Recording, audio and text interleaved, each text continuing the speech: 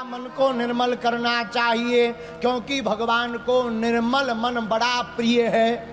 लेकिन हम लोग भी बड़े गजब के लोग हैं। हम लोग तन खूब नहलाते हैं, तन खूब पवित्र रखते हैं, तन की बहुत शुद्धि करते, मन की शुद्धि नहीं करते।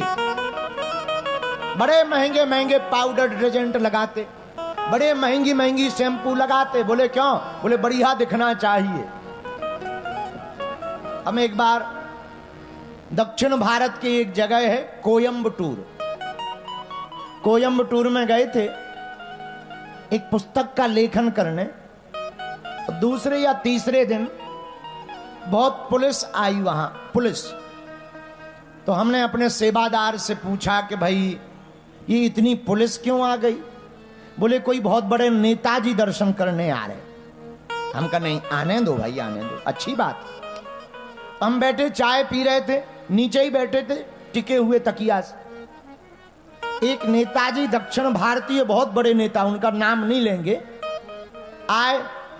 आकर के उन्होंने प्रणाम किया। उनकी टूटी फूटी हिंदी थी, स्पष्ट नहीं थी। बोला हम आपका, बोला बाबा हम आपका बहुत वीडियो देखता हूं। हमका बहुत अच्छी बात है, देखना चाहिए, डाटा का सदुपयोग है, कोई बुरी बात नहीं। फिर अपनी जेब में हाथ रख करके बोला बाबा हम हनुमान जी का बड़ा भक्त हूं और हमेशा हनुमान जी का चित्र अपनी जेब में रखता हूं। तो हमें बड़ी हंसी आई। तो एक बगल में खड़े थे, बोले आप हंस क्यों रहे? हमने कहा ये जेब में तो हनुमान जी का चित्र रखते हैं, पर जेब में चित्र रखने से कल्याण नहीं होना, हनुमान जी का चरित्र दिल में रखने की आवश्यकता है। जेब में तो बहुत लोग रखते, तुम अपने मोबाइल में फोटो रखते, मेरे पागलो तुम्हारी मोबाइल में फोटो रखना भी तब तक बेकार है, तुम्हारे मंदिर में रखी हुई मूर्ति भी तब तक बेकार है जब तक हनुमान जी का चरित्र तुम्हारे दिल में नहीं उतरा है। और एक बात और, साज सज्जा पर ध्यान रखने वाले युवान भाई बहनों, कितना भी महंगा इत्र खरीद लो 2 दिन में उसकी खुशबू चली जाएगी।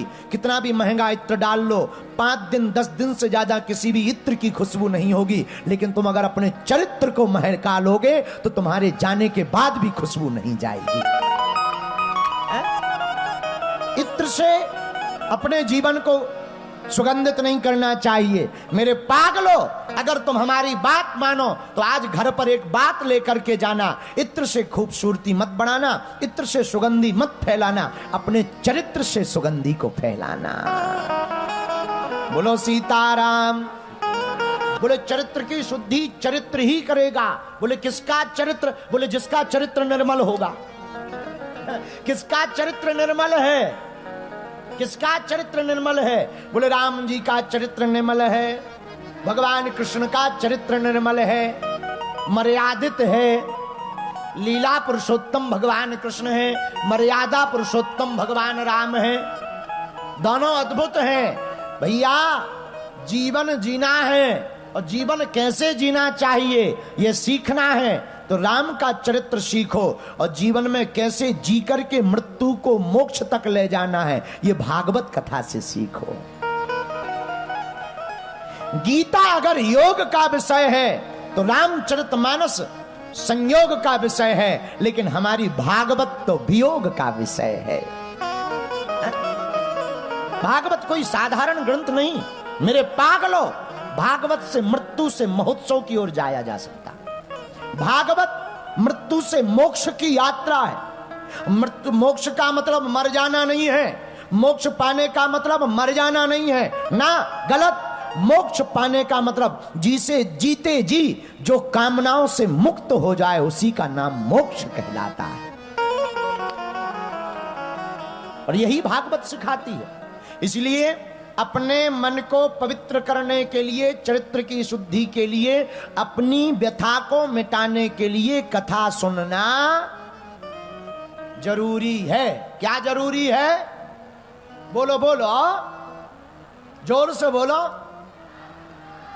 लेकिन हम लोगों को भैया इतनी कथा सुन ली, कल्याण क्यों नहीं हो रहा? पंडित जी कथा सुन भी रहे हो कि नहीं सुन रहे, ये निर्णय तो करो।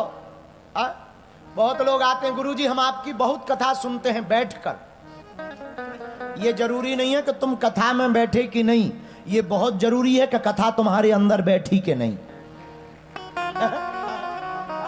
कथा में तो लाखों लोग यहां बैठे, देखो पूरा पंडाल भरा पड़ा, तीनों पंडाल भरे हैं, सामने भी खड़े हैं। मेरे पागलो, ये तुमने उपकार नहीं किया कि तुम कथा में बैठ गए। हम तुम्हारा उपकार तो तब मानेंगे जब हमारी कथा तुम्हारे भीतर बैठ जाए। और अगर कथा भीतर बैठ गई सोई कल्याण हो गया। भगवान जी का तो एक नाम का अक्षर भी कल्याण कर देता है। बोलो सीताराम।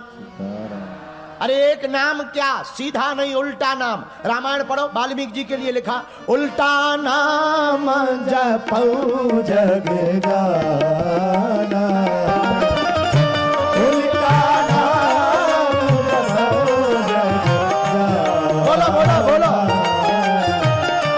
वाल्मीकि भय ब्रह्म समाना,